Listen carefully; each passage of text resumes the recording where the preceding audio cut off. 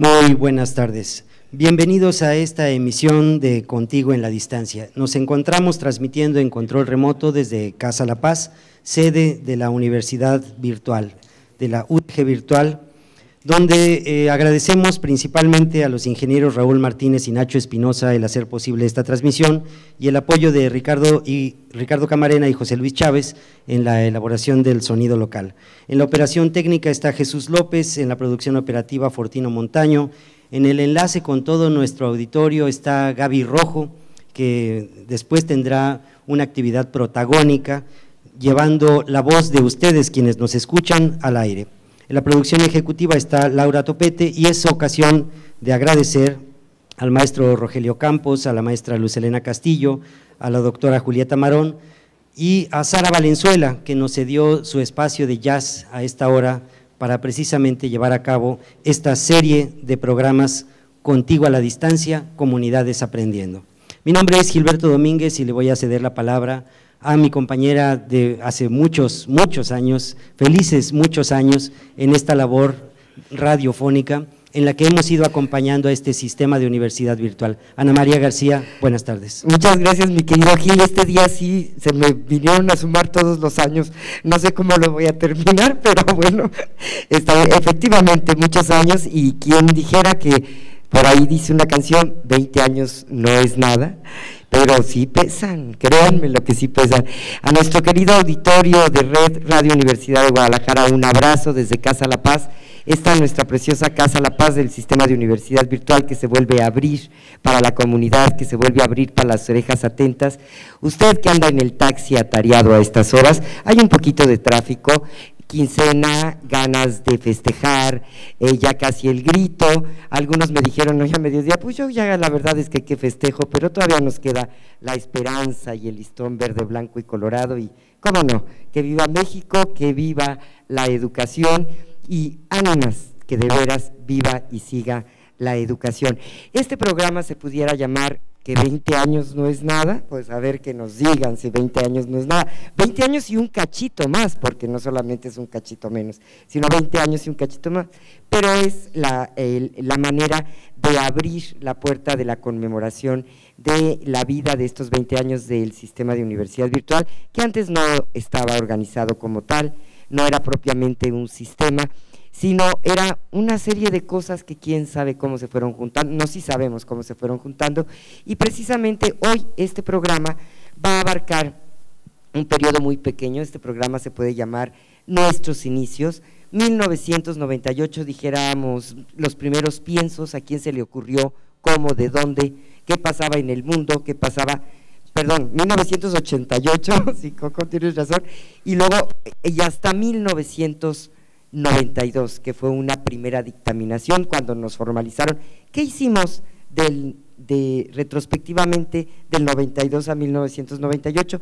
Y nos acompañan y nos da muchísimo gusto recibir al licenciado, al maestro Carlos Mollado, ya es maestro, ¿verdad? El maestro, antes licenciado, hoy maestro Carlos Mollado Zapata, quien está ahora al frente de una responsabilidad en el canal de la Universidad de Guadalajara, una responsabilidad jurídica, sabemos, desde luego al maestro Manuel Satarain, con quien trabajamos muchos años y con quien nos abrió las puertas de, no sé si ustedes se acuerdan, de lo que era entonces la educación continua en la Universidad de Guadalajara. No, tú no, porque eres muy jovencita, ni los jóvenes, pero los ya más mayores sí se acuerdan que había una instancia que se llamaba SEDUCA, y entonces dijeron, pues ¿dónde metemos a estas finas personas que están tan inquietas pensando en que la educación se debe salir de los salones cuando se había pensado, y cómo van a, si no aprenden en los salones y con el profe enfrente, díceles y díceles, pues menos van a aprender a la distancia? Entonces, pero habíamos ahí 6, 8 necios que decíamos que sí, y entonces Manuel Satarain dijo, vénganse aquí y vamos a depender del SEDUCA, donde estábamos construyendo apenas algo. 20 años no es nada, ¿verdad, mi querido Manuel Moreno?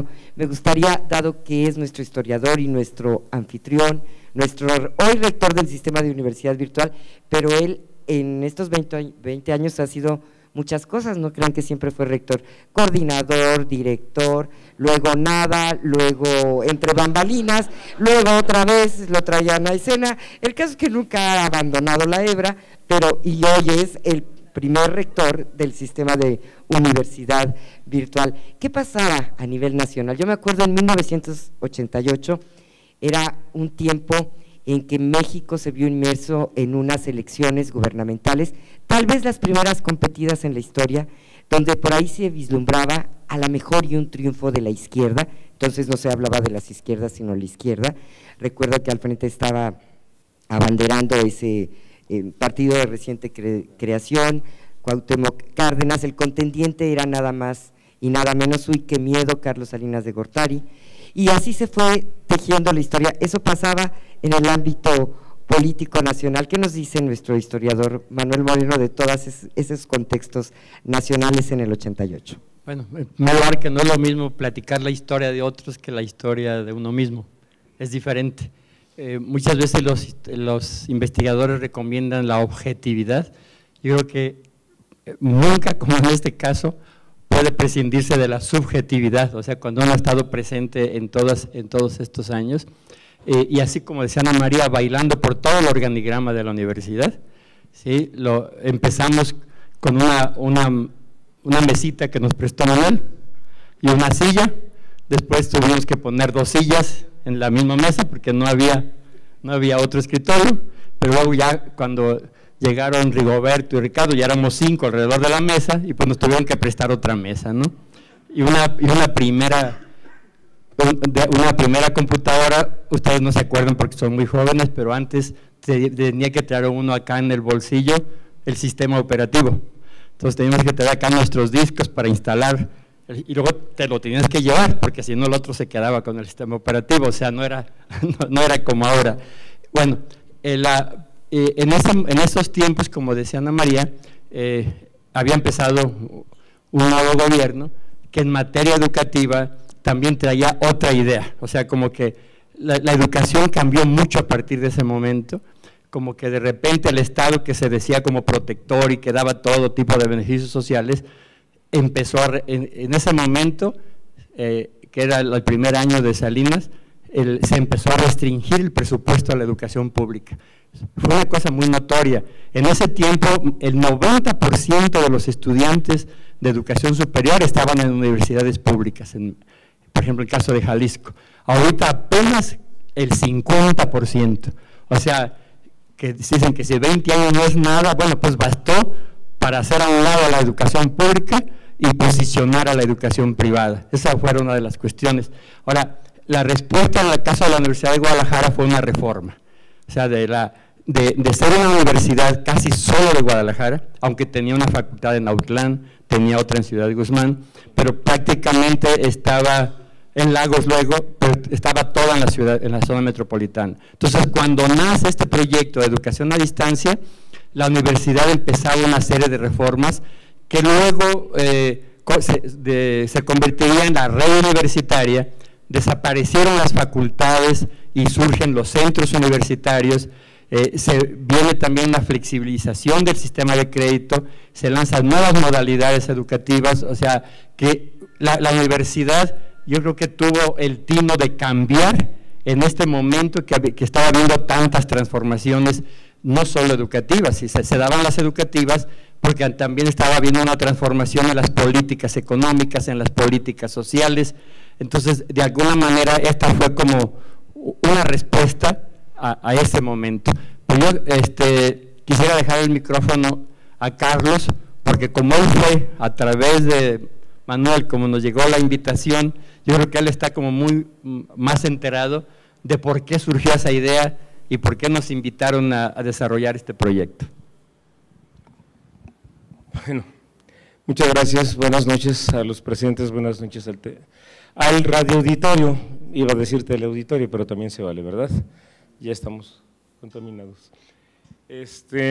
Ciertamente los orígenes de este proyecto que cumple en esta época reciente como sistema de universidad virtual su cuarta, tal vez su quinta etapa, tuvo su expresión embrionaria Yo creo que desde el año de 1984-86, cuando un grupo entusiasta, activo y algo peligroso de colaboradores del director de Investigación Científica y Superación Académica, en aquel entonces el licenciado Raúl Padilla López, la antesala de la vicerrectoría, pues entonces no había vicerrectoría ejecutiva en la Universidad de Guadalajara, iniciamos el diseño más o menos sistemático y más o menos articulado.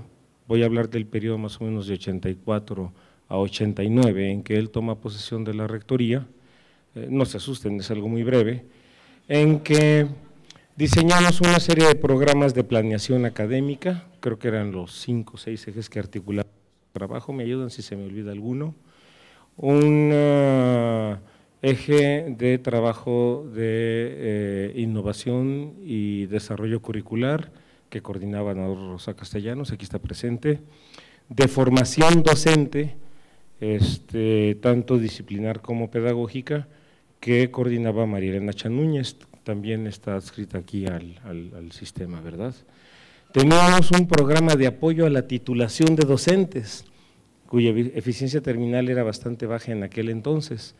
Entonces se diseñó a través de una serie de modalidades que en aquel momento permitía la ley orgánica, los estatutos de los centros y los reglamentos vigentes en materia de titulación para incrementar los índices de eficiencia terminal del profesorado no titulado. Este programa lo coordinaba Víctor Rosario Muñoz. Teníamos además un programa de normatividad universitaria que inicialmente dirigió Carlos Ramiro Ruiz Moreno, que actualmente es el coordinador del posgrado en Derecho, y posteriormente, y en su época más espléndida, la actual rectora de Cualtos, María Esther Avelar Álvarez. En todo ello se estaban perfilando los 6 o 7 ejes de la reforma universitaria que se iban a proponer entre 1992 y 1994, primero el Consejo General Universitario y luego con la creación de la red y la aprobación de la nueva ley orgánica en el proceso de gestación y nacimiento de la red universitaria. Y ahí es donde juega un componente muy importante el programa de impulso a la educación continua, abierta y a distancia, que entonces estaban perfectamente diferenciadas. Nuestro referente, paradójicamente, era un programa de la Universidad Autónoma de Guadalajara, que se llamaba EDUCON, Educación Continua. Manuel Zatarain fue invitado para coordinar la versión Universidad de Guadalajara de EDUCON, que fue el Centro de Educación Continua, Abierta y a Distancia, continua, abierta y a distancia. Y ahí se tuvieron que anidar estos 3 programas inicialmente en la forma que el rector Manuel Moreno acaba de describir. La oferta académica inicialmente estuvo más centrada en cursos y talleres, como también en diplomados, que en programas formales de pregrado o de posgrado, como ahora veo allá que constituye la oferta académica actual del SUB. 20 años no son nada. Entonces, Manuel Zatarain fue invitando a una serie de talentos, a una serie de profesores, a una serie de diseñadores, a una serie de pedagogos, y entre ellos un distinguido historiador, Manuel Moreno Castañeda, que pudieron darle forma a los primeros programas educativos no escolarizados. No había ni con mucha educación en línea, pues el internet estaba en pañales, como fue el programa de nivelación para enfermeras, el programa de nivelación para trabajadoras sociales, y un sueño que nunca se logró cumplir y todavía lo seguimos acariciando, la carrera de Derecho Abierta. Alguien nos diría muchos años después de que si quieren ofrecer educación abierta y en línea, la última carrera que tienen que intentar es Derecho.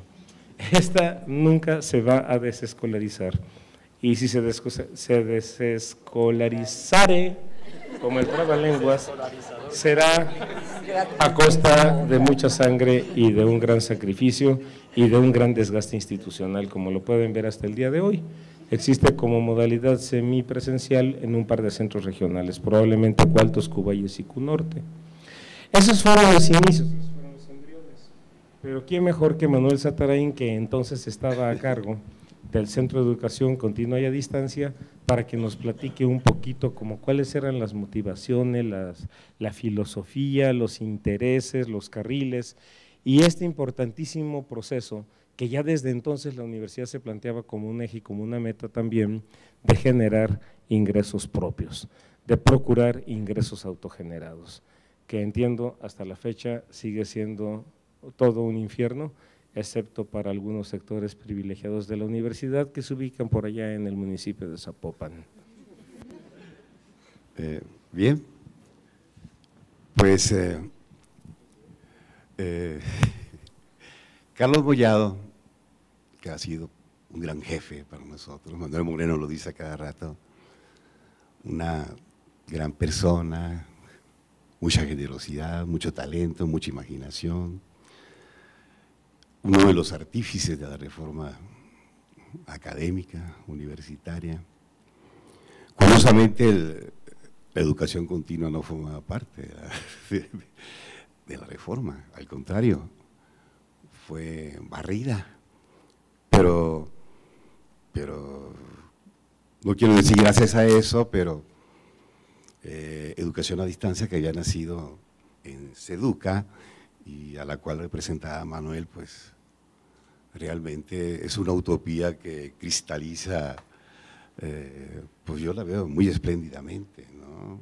Así plasmada, estructurada, con 5,000 estudiantes, una universidad virtual real, un sueño, una utopía, porque Manuel Moreno, cuando yo lo conocí, era y lo sigue siendo, un enamorado, un apasionado de la educación abierta. Creo que el término abierta ya es englobador. En lo abierto está lo a distancia, lo virtual y todo lo que se pueda vincular con la educación no presencial o semipresencial o semiabierta. Yo a Manuel lo conocí en la Universidad Pedagógica Nacional. La maestra María Eugenia Figueroa Mascor, que era la directora, me puso a Manuel como una especie de mentor para orientarme sobre en qué consistía todo este proyecto, explicarme los contenidos, un poco los sueños, también, porque Manuel siempre hablaba en términos de sueños, ¿no? Sueños de la educación, ¿verdad? En ese momento yo creo que ya la Universidad Pedagógica Nacional, su sistema abierto había entrado en una crisis muy notable, ¿no? Habíamos caído en una cosa que a mí me gustó mucho, o sea, la educación a distancia y la educación abierta pues también tiene muchas bondades, ¿verdad? Pero a mí me gustaba mucho la combinación de lo abierto con lo presencial. Entonces la UPN adoptó un sistema semi-escolarizado, ¿no? Donde los sábados había clases y los profesores podíamos estar en contacto con los estudiantes. El sistema a distancia pues se vino abajo, pero Manuel seguía con esa idea. Me acuerdo yo que él nos platicaba y nos decía que eso tenía que seguirse impulsando de alguna manera, ¿no? Lo que pasa es que, bueno, la UPN era un proyecto muy bonito, era un proyecto muy grande, nacional, ¿verdad? Pero que tenía problemas políticos muy serios, ¿no? Había problemas políticos muy serios, tenía muchos enemigos, la UPN, y además en términos técnico-académicos, no sé cómo llamarle, pero a mí nunca me satisfizo el hecho de que el sistema de calificaciones no fuera, digamos, protagonizado por el profesor, sino que las calificaciones las organizaban a través de un grupo que en México calificaba a todo el país, pero teníamos que mandar nosotros las respuestas de los alumnos ya hechas, ¿no? Yo creo que digamos, esa idea de departamentalizar la calificación, desde mi punto de vista, atentaba contra una cosa que se llama la libertad de cátedra, la autonomía que debe tener el profesor para relacionarse y para decidir, en todo caso, junto con sus alumnos, lo que suceda en el aula, ¿no? Bien, entonces, cuando el licenciado Carlos Mollado me dice que el licenciado Padilla, a su vez, está interesado en abrir una sección relacionada con la educación abierta, pues yo no pensé mucho, ¿no? O sea, inmediatamente pensé en Manuel, porque pues yo creo que no hay otro como él todavía, pues, el hombre más conocedor, el hombre más sensible, el hombre que estaba dispuesto a darlo todo por cristalizar un proyecto que ya había tenido pues digamos, una experiencia un tanto infructuosa en UPN, ¿no? Ahora, a nivel nacional, los sistemas abiertos en México nunca han sido relevantes, por decirlo de alguna manera, ¿no? El SUA de la UNAM, pues no es una cosa que se conozca mucho. El proyecto del Tecnológico de Monterrey, pues no es un proyecto que tampoco suene mucho. En cambio, yo veo la universidad virtual, esta universidad de ahora, que sí suena mucho. Entonces, yo creo que pese a que Manuel ha dicho que si este proceso, pues, que finalmente ha arribado ya en el sistema virtual de la Universidad de Guadalajara, no hubiera tenido pues algunas caídas en términos administrativos o políticos, pues este sistema ya tuviera alrededor de 30,000 estudiantes, ¿no? Pero bueno, 5,000 no son poca cosa, ¿no? Y tener una estructura como la que tiene ahorita, yo creo que eso garantiza muchas cosas buenas. ¿Bien? Retomando lo que dice Manuel Zatarain respecto a que hubo referentes necesarios en ese tiempo para poder empezar a construir este gran proyecto, y hubo referentes a nivel nacional y referentes a nivel internacional. Una de las cosas que nos encargan el licenciado Mollado y Manuel Moreno en estos inicios es, pues vayan y salgan en un periplo y vayamos a ver qué están haciendo, exactamente lo que mencionó Manuel, en el SUA de la UNAM, en el Politécnico Nacional, en la Secretaría de Educación Pública, que entonces se trabajaba un proyecto de bachillerato abierto muy importante, en el ILCE, en todas estas cuestiones donde trabajaban de alguna manera educación abierta, y algunos también le ponían y a distancia, donde finalmente sabemos que muchos proyectos cristalizaron, abrieron, otros no tanto. Entonces sí me gustaría que en este momento Manuel Moreno nos hablara de esa relación que tuvimos como referentes de primera instancia con estas instituciones, que luego florecieron en lo que sería como nuestra primera red de trabajo formal, que fue la Comisión Interinstitucional e Interdisciplinaria, ¿voy bien?, de Educación Abierta y a Distancia. Sí, que un nombrezote, y que hay muchos personajes que ahorita va a platicar Manuel, de esos personajes que eran todo un caso y que se caracterizaron porque realmente fueron personas, funcionarios muy generosos con la institución, con la Universidad de Guadalajara, y que aprendimos tanto. Y después volvemos a escuchar al licenciado Mollado y a Manuel Zatarain, y que nos hablen un poco de nuestros referentes internacionales, si les parece. Sí, bueno, sí, rápido porque se termina el tiempo. Una de las cosas que yo creo que hay que insistir, esto que decía también Manuel Zatarain, de 1989 a 1992 se hizo el proyecto, luego del 92 al 94, solo en 2 años surgieron la nivelación de las licenciaturas de enfermería, trabajo social, artes, inglés, francés y bachillerato. O sea, 5 programas en 2 años. Pero luego cuando viene la reforma y se les ocurre, no sé quién se le ocurrió, pero fue una pésima decisión, desaparecer el SEDUCA y lo que era la División de Educación Abierta a Distancia que ofrecía estudios, se convirtieron en oficina de la Administración General.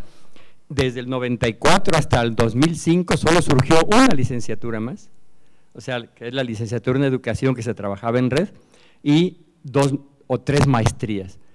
O sea, como que sí fue un repliegue. En el 2005, que se refunda la idea que se había dejado en el 94, pues ahorita en 7 años, pues ya tenemos 6 posgrados, como 50 programas de educación continua, 6 licenciaturas y el bachillerato. O sea, fue muy notorio que lo que se requería era una instancia, o sea, no solo andar viendo que los centros universitarios sacaran carreras abiertas a distancia, sino que fue como mucho más pertinente y eficiente que hubiera una dependencia que se encargara solo de eso. Ahora, esto, aunque me pasé de la etapa que nos toca ahora, pero es necesario decirlo, porque entre los modelos que se tomaron en cuenta en ese tiempo, yo creo que los que más estudiamos, por lo menos los que lo que más veía, eran hacia el norte, Teleuniversité de Canadá, o sea, que hacia el sur, la UNA de Venezuela, la UNED de Costa Rica y la UNISUR de Colombia, eran así como modelos nacionales. Y de Europa, la UNED española y la Open University de Inglaterra. Yo creo que fueron así como los modelos de fuera de México más estudiados. Y de aquí de México, el SADE del Politécnico y el SUA de la UNAM, y la experiencia que ya teníamos con Manuel del SEA de la UPN, o sea, el Sistema de Enseñanza Abierta de la Pedagógica Nacional. Pero la primera conclusión que llegamos fue que ninguno de esos modelos nos servía, o sea,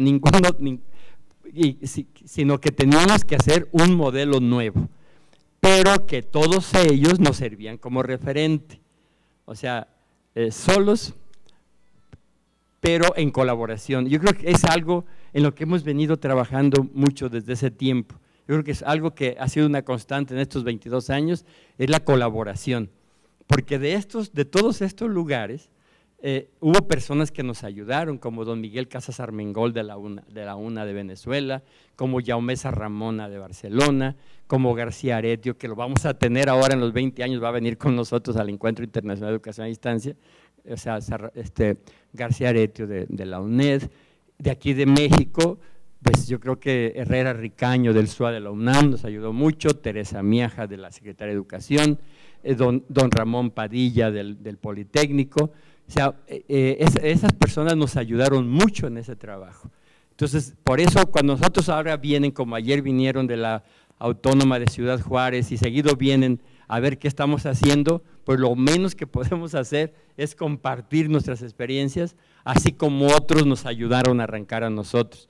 Yo creo que el espíritu así como de colaboración es algo que está siempre presente en estos proyectos. Ahora, otra de las cosas que se proponían en ese tiempo y que a veces como que se olvidan, pero hay que estarlo recordando, era de que no se requería tanta burocracia para tener un centro universitario.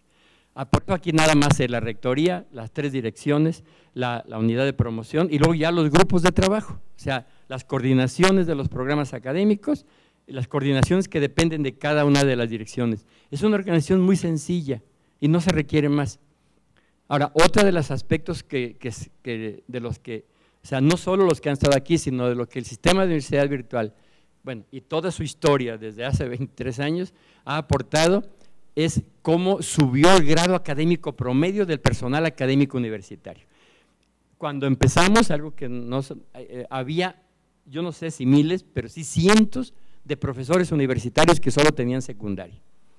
O sea, sobre todo los profesores de las carreras técnicas, de enfermería, de trabajo social, los profesores de artes escénicas, los músicos, los del Politécnico, o sea, y luego muchos de ellos con el bachillerato semiescolarizado ya ascendieron y luego la licenciatura y muchos de los que en ese tiempo no solo tenían la secundaria, ahora ya tienen sus doctorados. O sea, Eso fue sin duda uno de los grandes impactos de la educación a distancia al interior de la Universidad de Guadalajara, o sea, elevar el grado académico promedio del personal académico universitario. Pero además estos programas que se hicieron hacia adentro, ahora se están ofreciendo a nivel nacional, o sea, todos estos programas que surgieron por una necesidad interna, ahora están apoyando a universidades de todo el país y más allá del país. A nivel internacional, Carlos Mollado, recuerdo que en 1999 en República Dominicana hubo una reunión muy importante del Consorcio Red de Educación a Distancia, lo que se conoce como el CREAD. Y entonces, aún el sistema de universidad virtual, aún la modalidad a distancia de la Universidad de Guadalajara no estaba dictaminada, porque nos dictaminan hasta 1992. Y el licenciado Raúl Padilla, como una de sus acciones de gobierno inicial, es que pone en la agenda de esta reunión internacional la presentación del proyecto de la modalidad a distancia de la Universidad de Guadalajara.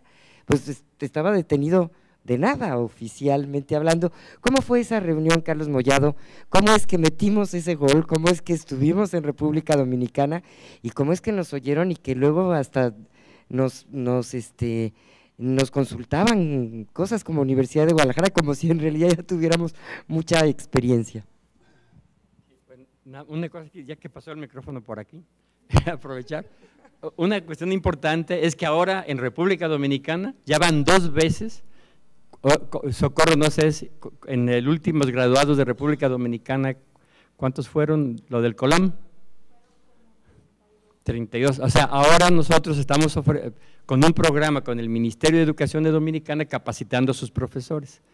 Digo, para que vean cómo es de ida y vuelta. Bueno, es que en 99, ya pasaron al 89.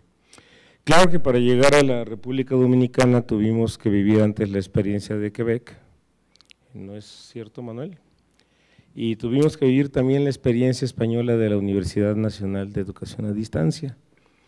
Yo quisiera decir, antes de contestarle a Ana María esta provocación disfrazada de pregunta, que en el proceso de diseño y de configuración del modelo de educación no escolarizada, que era el concepto más abarcativo que entonces implicaba las 3 modalidades que ya nos referimos antes. La petición, la solicitud, o como dijera tu colega de la pedagógica, la consigna del entonces rector, era generar un conjunto de programas educativos paralelos a la universidad presencial. En otras palabras, diseñar una universidad no escolarizada que pudiese ofrecer a aquellos sectores de la población que ustedes conocen mejor que yo, no tienen acceso o no pueden acudir de manera regular, sistemática y cotidianamente a un aula, las madres de familia, los reclusos, la gente de la tercera edad, la gente de la cuarta edad, un conjunto de programas educativos con valor curricular que pudieran irse agregando o desagregando a partir de cursos, a partir de diplomados, en carreras y finalmente con opción a un título o a un grado. Entonces la idea original es que la Universidad de Guadalajara tuviera enfrente una Universidad Abierta de Guadalajara. Ese era el modelo original sobre el que teníamos que iniciar nuestro diseño orgánico, nuestro diseño institucional, nuestro diseño curricular, nuestro diseño normativo. Y en el conjunto de la red universitaria, porque una cosa va indisolublemente ligada a la otra, la petición o la propuesta para poder generar una universidad virtual como centro universitario, universidad abierta, perdón, como centro universitario, suponía que el conjunto de carreras, el conjunto de posgrados o el conjunto de programas educativos de educación continua, así fuesen diplomados o talleres o cursos seminarios, tuviesen una misma estructura orgánica, un mismo diseño curricular, dependiesen de una misma instancia administrativa y tuvieran, si se me permite la comparación, el mismo rango o categoría que actualmente tiene en el nivel medio superior el sistema de educación media superior. Entonces tenía que haber un SEMS junto con un SUA, un sistema de universidad abierta, desde el año de 1993, diciembre, en que se aprueba la ley orgánica vigente. Pero intereses oscuros y diversos, no lo dije yo, impidieron que este proceso, tal vez por ser incipiente, por encontrarse en un nivel de desarrollo muy embrionario, pudiese ser dictaminado en 1994 en el Estatuto General en agosto o más adelante en los estatutos orgánicos de la red en el mes de octubre como una instancia constitutiva de la red universitaria, como ahora ya aparece en el Estatuto General. Llegar a ese momento significó todo un proceso de gestión, todo un proceso de negociación, toda una serie de resistencias que tuvieron que ser vencidas de parte de un grupo de rectores que veían con poca simpatía este modelo de educación de dudosa calidad y de difícil acreditación para poder llegar un poco al estadio en que ahora nos encontramos. Ese es un poco el planteamiento que llevamos a la República Dominicana, pero sobre cimientos que no existían, como ya lo dijo Ana María. La Universidad de Guadalajara estaba desescolarizando una serie de programas. Ya nos viéramos en los niveles que ahora el sistema de universidad virtual tiene, con el Metacampus, con la plataforma, con las bibliotecas virtuales, con toda la planta de asesores, sin bolsa de horas, con bolsa de horas, con ingresos autogenerados, con una serie de partidas que todavía parecen no darle el peso específico que requeriría esta importantísima modalidad en otros países. Piensen en la Open University, piensen en el MIT, piensen en universidades de Sudamérica o del Lejano Oriente que han logrado duplicar y hasta triplicar la matrícula que tienen en el modelo presencial.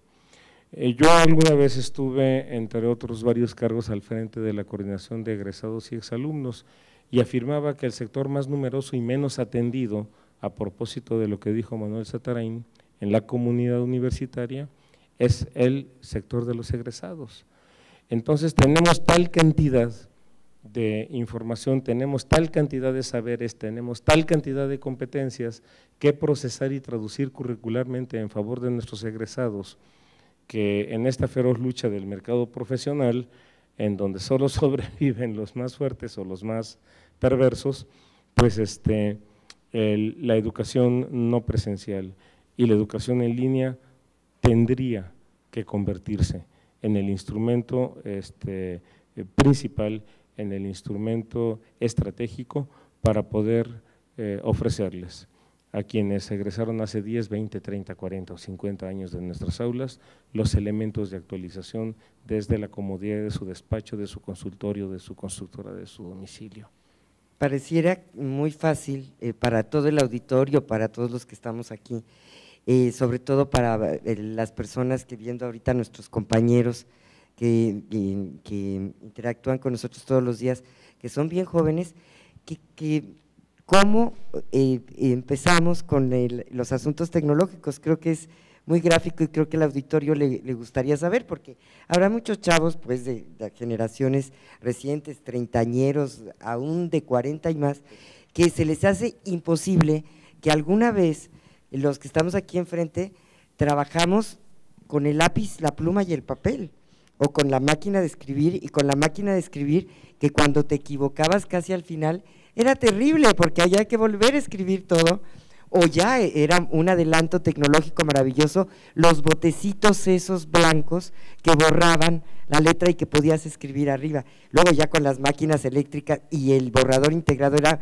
una maravilla. Aquellas primeras computadoras que les decíamos que eran como los Nintendos, que les decíamos ni entiendo nada con esas máquinas, quién sabe qué pasará, pero creo que es muy importante este desarrollo tecnológico Manuel Moreno nos puede hablar de aquellas primeras máquinas que tuvimos, de que al principio nada más nuestro compañero Hugo Moreno tenía una máquina que era, ¿de qué tipo esa máquina? Y luego llegó otra que Ileana Martínez era la que manejaba, y lo demás lo hacíamos o en la máquina eléctrica o en la máquina todavía mecánica con nuestros papelitos de borrar y nuestro mimeógrafo y todas esas cosas. Sí, o sea, yo creo que la primera adquisición digital fue el duplicador digital, o sea, que yo no sé, se lo llevaron los de derecho, sí, se llevaron los de derecho, o sea, fue la primera máquina así cara que logramos. Yo creo que también eso es importante, casi siempre, todos los grandes impulsos tuvieron con fondos externos, o sea, el primer fondo así significativo que recibimos fue en el FOMES del 93, 300,000 pesos, con el que compramos la primera computadora, una Packard Bell Baby, así se llamaba, ¿sí? Y compramos el duplicador digital, que era…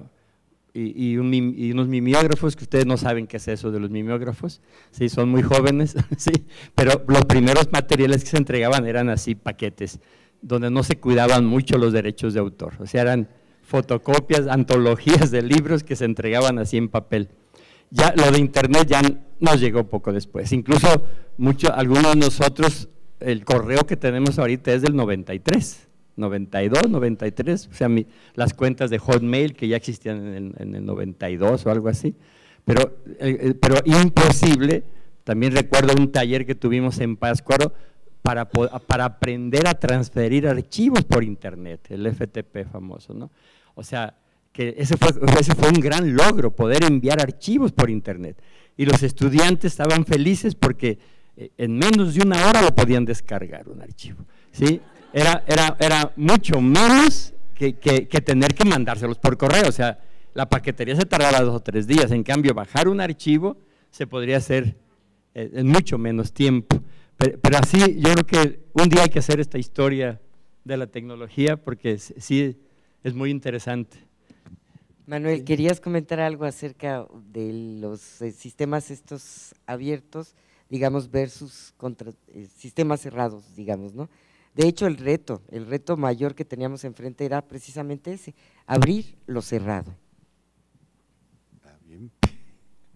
Bueno, ya lo dijo Manuel y también lo mencionó Carlos. O sea, la educación continua es un asunto que está muy relacionado con el dinero, ¿no? O sea, es muy fácil, digamos, cobrar un curso y ser autofinanciable. Digamos, su propia naturaleza, el tipo de conocimientos que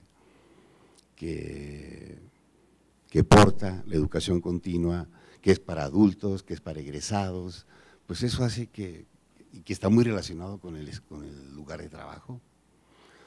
Nosotros, como SEDUCA, ya habíamos hecho cosas grandiosas, ¿no? Éramos autofinanciables, absolutamente autofinanciables. Habíamos hecho contratos para formar especialistas, para formar gentes de alto nivel en Celanese Mexicana, por ejemplo.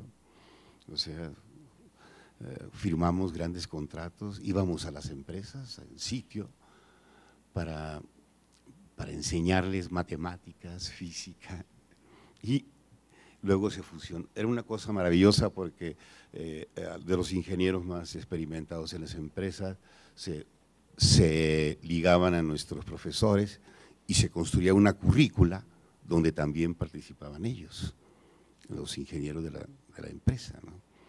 Y la universidad, bueno, no solamente se beneficiaba con dinero, que era bastantito dinero, ¿no?, lo que se manejaba ahí, sino sobre todo creaba un vínculo social, ¿verdad?, que no, digamos que es insustituible. Son otro tipo de vínculos los que se fabrican a través de la formalidad de las licenciaturas y los posgrados, ¿no? Entonces, en ese sentido, la educación continua era muy hermanable con la educación abierta, ¿verdad?, porque era un apoyo, su población era más o menos parecida, era flexible, para gente ocupada, para gente que no podía asistir en términos presenciales todo el día a la universidad, ¿no? Entonces, ahí dejaría yo las cosas. Regresando a los materiales, porque creo que es una historia harto interesante, nos gustaría que Manuel Moreno nos compartiera, además de estos aparatos a los que ya he hecho mención, cómo eran nuestros primeros paquetes de estudio, cómo los mandábamos, cómo se hacían desde las antologías. ¿Te acuerdas que teníamos unos cassettes que muchas personas que estudiaban con nosotros los ponían en su radio? Entonces llegaban más pronto que ahora a los lugares, entonces no nos alcanzaban a oír mucho, no alcanzaban a estudiar mucho, pero sí, era muy emocionante en aquellos primeros programas que se ofrecieron desde aquí, que tenían que ver con la nivelación de las trabajadoras sociales y de las enfermeras, ir a otras universidades. Yo me acuerdo mucho de nuestras visitas a la Universidad Michoacana de San Nicolás de Hidalgo, a la de Aguascalientes, a la de Colima, y ver que se acercaban con Manuel o se acercaban con alguien de nosotros y nos decían: oigan, muchas gracias porque ya estoy por terminar y voy a tener la licenciatura, ahora sí voy a tener el grado de licenciatura, y si no hubiera sido por ustedes, no hubiera tenido. Entonces, eran enfermeras, eran trabajadoras sociales que estaban en otras universidades a nivel nacional y que realmente se había abierto una puerta de oportunidad muy, muy importante para ellos, porque gracias a esos estudios que estaban haciendo podían haber tenido acceso a su plaza en el Seguro Social o en algunas instancias gubernamentales o en las escuelas donde trabajaban. Sí, bueno, también yo quiero decirles que si ustedes quieren compartir algo de esta historia, los que están aquí como auditorio, o hacer alguna pregunta, yo creo que podría tener así como más sentido esto. Mientras se les ocurre, y yo quisiera decirles dos cosas, ¿no? O sea, una, que había al principio como el temor, por ejemplo, en el área de la salud, como decían, pero ¿cómo la enfermería y a distancia? ¿Cómo le vamos a hacer? Y incluso muchos médicos se acercaban conmigo y decían: oye, yo creo que en la salud no se desgasten, ahí no van a poder hacer nada, ¿no?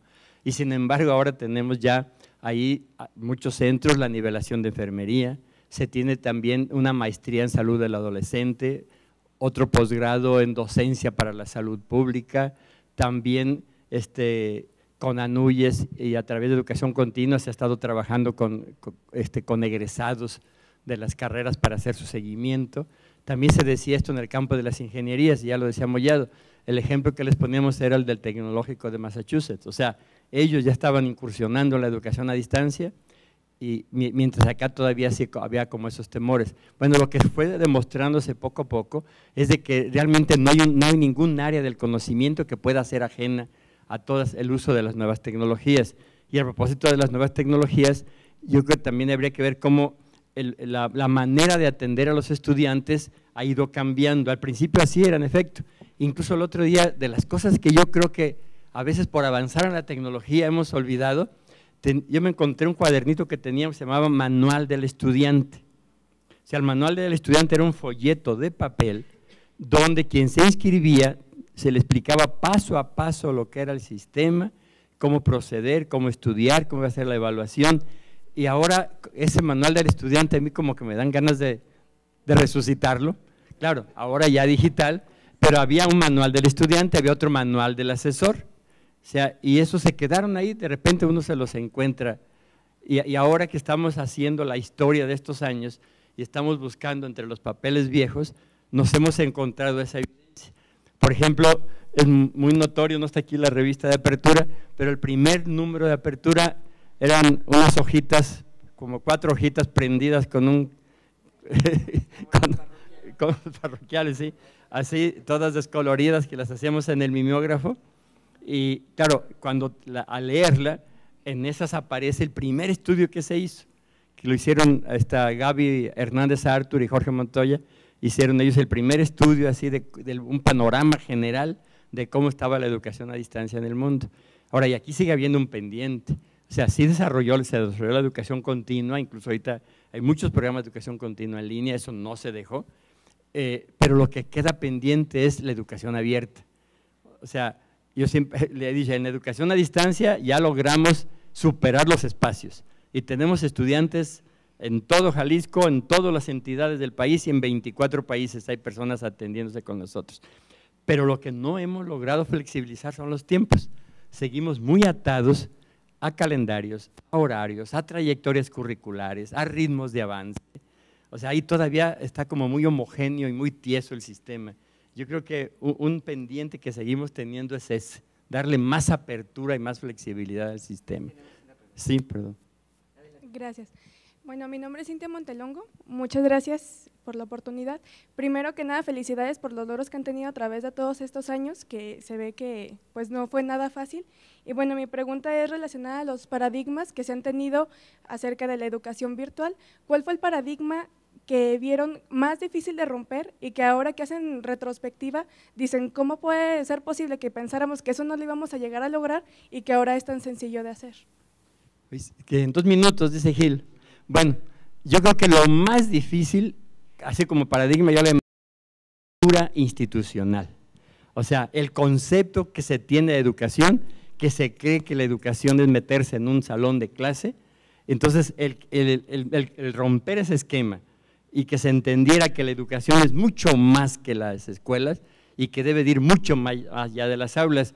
Y, por ejemplo, dentro de eso el concepto de docencia. O sea, yo creo que fue lo más difícil, ¿no, Carlos? O sea, que nos entendieran que sí era válida la educación en línea, tanto más que la educación dentro de un aula.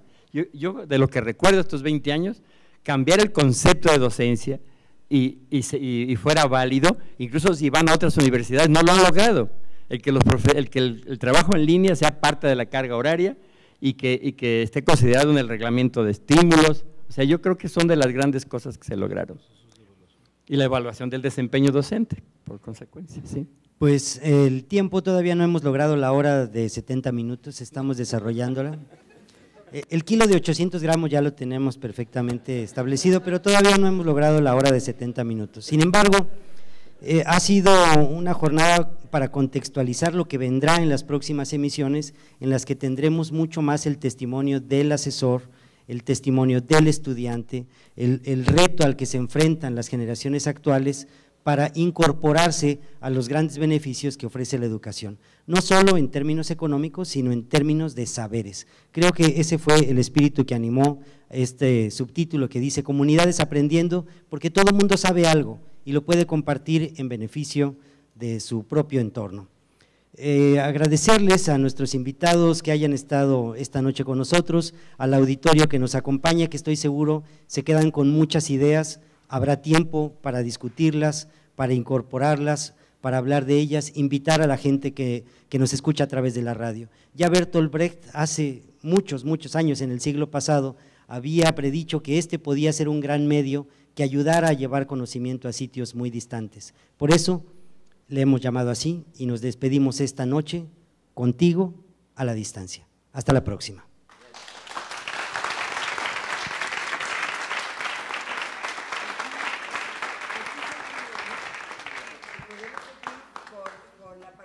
Si tienen dudas de cómo surgió, ya estamos fuera de radio, ya pueden decir groserías y todo lo que quieran. Así es, quizá valdría la pena antes de levantarnos, sí agotar la oportunidad de conversar con ellos. Entonces, sí. Sobre todo preguntas de algo que les interese y que no se nos haya ocurrido decir.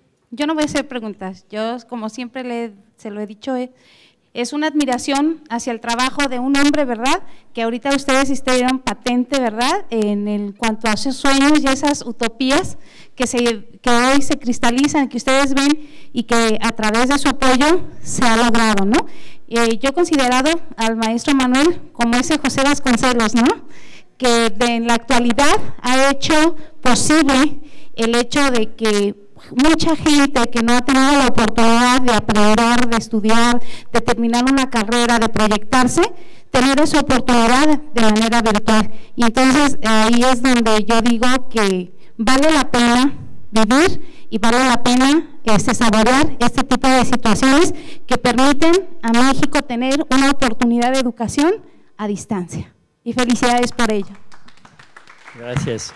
A ver, preguntas. ¿Alguien más? Miren, este era uno de los primeros números, no es el 1, pero era de los primeros números de apertura. Este ya era más elegante, este ya después, miren, estaba flaquito, pero ya estaba más… Pero el número 1 no estaba. Pero este es de los primeros.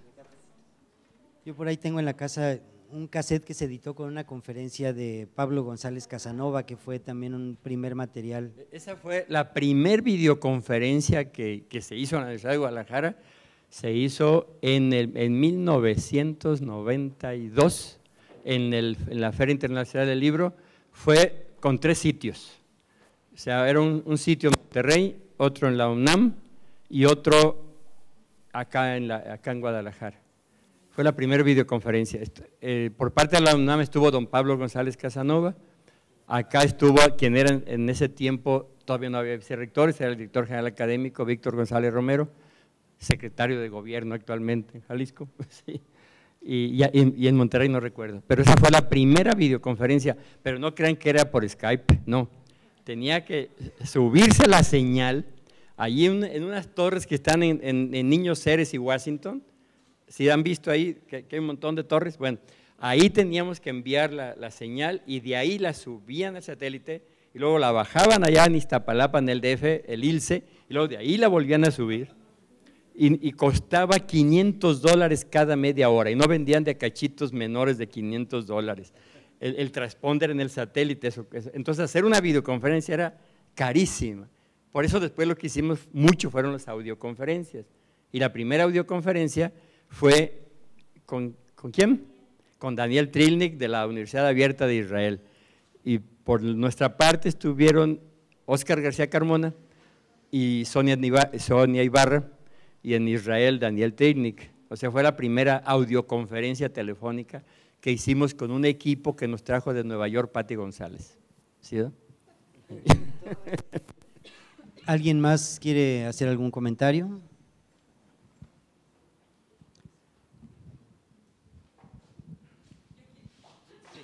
Yo quiero compartirles un recuerdo. En el 2001 yo entré a la licenciatura en educación, era la primera generación, y recuerdo que íbamos a trabajar con una plataforma, que finalmente empezamos el curso y la plataforma nunca funcionó. Acabamos recibiendo las actividades de los alumnos a través del correo electrónico y tenemos así como la guía de todas las actividades, pero nunca existió la plataforma en ese proceso y aún así a través del Hotmail sacamos los cursos. Sí, muchas gracias. Sí, porque en ese tiempo ya estaba WebCT, pero era carísima. Y a veces trabajábamos con una versión pirata, ¿no? O sea, con el puro demo, mientras duraba el demo, porque luego trabajamos con Blackboard, antes con Learning Space, con Virtual University, pero el más caro, ya el último fue Blackboard, ¿sí? Con el que se trabajó. Y después ya entramos al software de las plataformas libres. No sé, Carlos, Sí. Carlos, si quieras decirnos algo, decirles algo. ¿Cómo miras ahora con nosotros a la distancia, contigo a la distancia?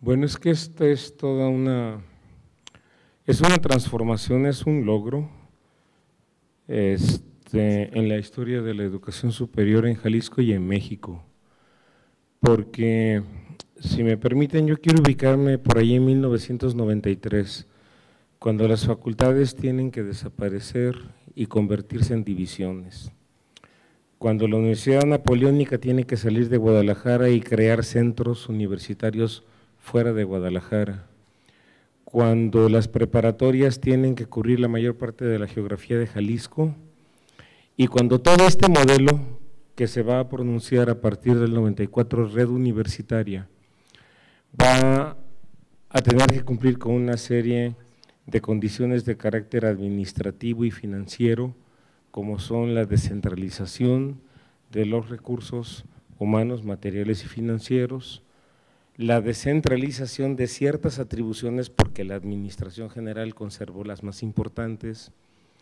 la formación, el reto de formar para el conjunto de la red, sobre todo para los centros nuevos, para los centros regionales, aún para los más jóvenes como son Cuballes, Cunorte y Cutonalá y 2 que están próximos a crearse, una planta calificada de docentes, de investigadores que quisieran salir de Guadalajara para ir a generar y aplicar conocimiento en las regiones del estado, y sobre todo el reto de crear una oferta académica innovadora y atractiva. Yo creo que en estos 18, 22 años se ha diversificado de tal forma la